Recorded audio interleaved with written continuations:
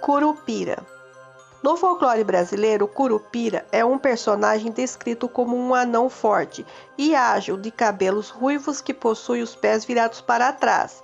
Assim, ao caminhar, o Curupira consegue enganar alguém que pretendia segui-lo, olhando para suas pegadas.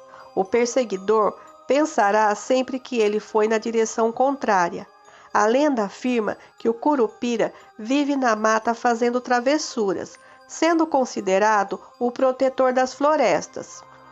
A história do Curupira no folclore brasileiro. O Curupira, conhecido como demônio da floresta, assobia e utiliza falsos sinais. Ele reúne muitas histórias que envolvem mistérios inexplicáveis, por exemplo, o desaparecimento de caçadores, bem como o esquecimento dos caminhos. Dizem que com os seus pés virados para trás, o Curupira engana e confunde as pessoas, que danificam seu habitat. Por exemplo, os caçadores, madeireiros, lenhadores, etc. Esse personagem folclórico, que adora fumar e beber pinga, não gosta de locais muito habitados e, por esse motivo, prefere viver nas florestas.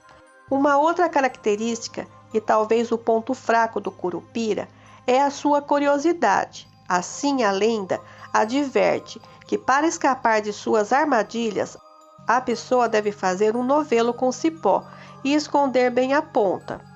Muito curioso, ele fica entretido com o novelo e a pessoa consegue fugir.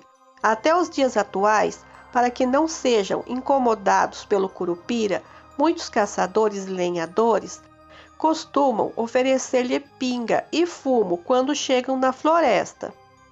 Qual a origem da lenda do Curupira? Há controvérsia sobre a data da criação da lenda do Curupira. Contudo, o padre jesuíta espanhol José de Anchieta, 1534 a 1597, escreveu sobre o personagem no século XVI, denominando-o como o demônio que acometem os índios. Para os índios e os bandeirantes, o Curupira era considerado uma criatura perigosa, demoníaca, maliciosa e muito temida. Isso porque esse personagem esteve associado a muitos casos de violência, abusos sexuais, rapto de crianças e horror psicológico. Capaz de enfeitiçar as crianças, o Curupira as rapta e somente depois de 7 anos elas eram devolvidas aos pais. Por isso, ele ficou conhecido como o mau espírito, disposto a assombrar as noites dos índios e dos bandeirantes. Curiosidades sobre o Curupira. No Tupi-Guarani, o termo Curupira significa corpo de menino. O dia do Curupira é comemorado no dia 17 de julho. Em São Paulo, no Horto Florestal, há um monumento ao Curupira, inaugurado no Dia da Árvore, 21 de setembro. A lenda do Curupira pode variar de região para região. Há lugares em que ele é representado por um duende, com orelhas grandes e pontudas. Em outros, ele não possui cabelo e aparece carregando um machado. O Curupira é muitas vezes confundido com outro personagem do folclore brasileiro, a Caipora. Os dois personagens gostam de fumar e de beber. São muito ágeis e, sobretudo, zeladores da floresta. Os gritos longos e estridentes do Curupira são muitas vezes ouvidos por seus inimigos. Ele também imita a voz humana, num grito de chamada, para atrair suas vítimas. Essa lenda é muito famosa no norte do Brasil, sobretudo no Amazonas e Pará.